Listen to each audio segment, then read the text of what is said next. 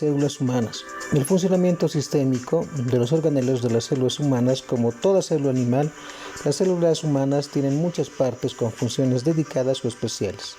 Estas partes concebidas también como compartimientos, orgánulos y organelos pueden tener estructuras relativamente complejas, ya que muchas veces tienen que ver con las funciones.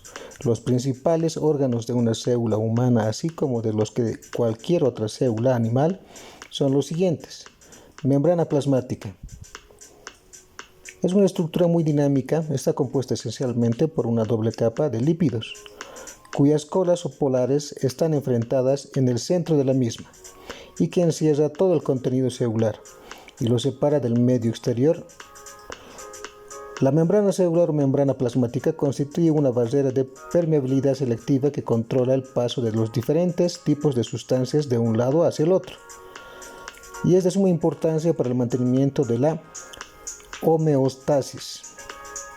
Muchas células humanas tienen, además de la membrana plasmática, una capa externa denominada leach o cáliz, que contiene gran cantidad de carbohidratos derivados del glicol, de los lípidos, de los glipoproteínas. Paralelamente, por otra membrana plasmática de algunas células humanas pueden presentar algunas extensiones o deformaciones conocidas como microvellosidades, que aumentan el área de la superficie, por lo que son comunes en células especializadas en procesos de absorción, células de borde de cepillo intestinales. Por ejemplo, otras células presentan en su membrana cilios y flagelos, que pueden o no servir para el desplazamiento o la motilidad celular. Los espermatozoides humanos, por ejemplo, tienen flagelos para nadar hacia el óvulo durante la reproducción sexual y paralelamente con la fecundación. El núcleo es uno de los orgánulos más vistosos y llamativos de una célula, no solo por su tamaño, sino porque en él está contenida toda la información necesaria para llevar a cabo los distintos procesos celulares, tales como el crecimiento y la reproducción. Por ejemplo, es decir, el ADN. Por lo general, las células humanas tienen un solo núcleo, aunque pueden darse casos excepcionales como el de los eritrocitos, que no tienen ninguno. Por ejemplo, el de las fibras musculares, que son sitios multinucleados. Citoesqueleto.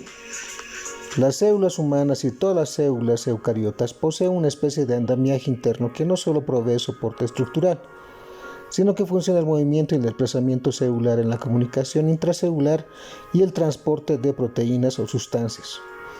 Esto se debe a lo largo y al ancho de la célula. En el citoesqueleto es crítico para el establecimiento de la forma celular, para los procesos de división y para el movimiento interno de los orgánulos. Otros elementos intracelulares tenemos como las mitocondrias.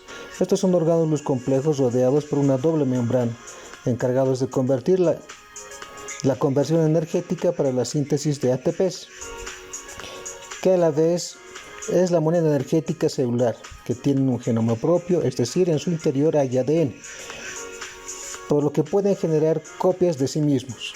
Los lisosomas son el centro de la digestión de las células.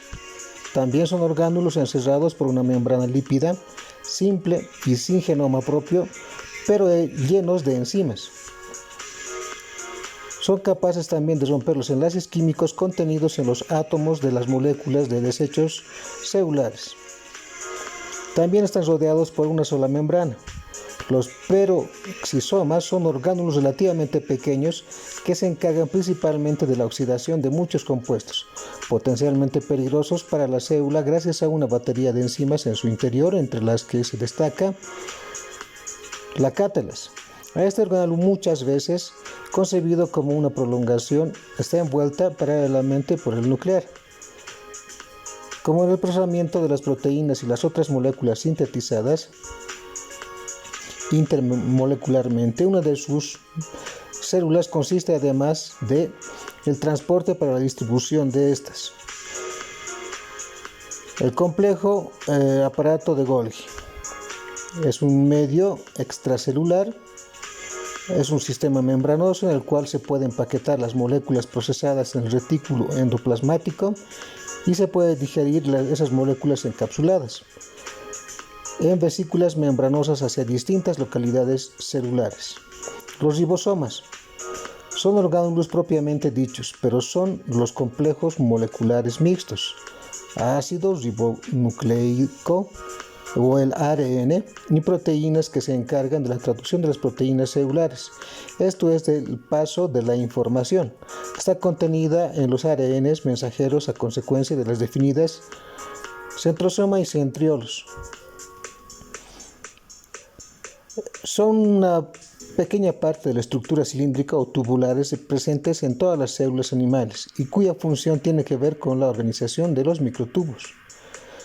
Estos forman parte del citoesqueleto, por lo tanto, estos orgánulos participan en la determinación de la ubicación espacial, tanto del núcleo como el de las mitocondrias y demás compartimientos internos de una célula. Otra función esencial es además la de participar la mitosis durante la formación del uso mitótico y la segregación de los cromosomas entre las dos células. Estas se encuentran en pares. Forman lo que se conoce con el nombre de centrosoma, que es un orgánulo intracelular. Ejemplos de células humanas. Aunque son muy numerosas y son diversas, podemos señalar algunos ejemplos. Las células que tenemos en nuestro cuerpo, por ejemplo en el corazón, tiene células y dos cardíacos. La sangre es un tejido formado por muchos tipos de células, entre ellos los eritrocitos, glóbulos rojos y los leucocitos. Los glóbulos blancos. Los músculos están formados por unas células alargadas conocidas como fibras musculares.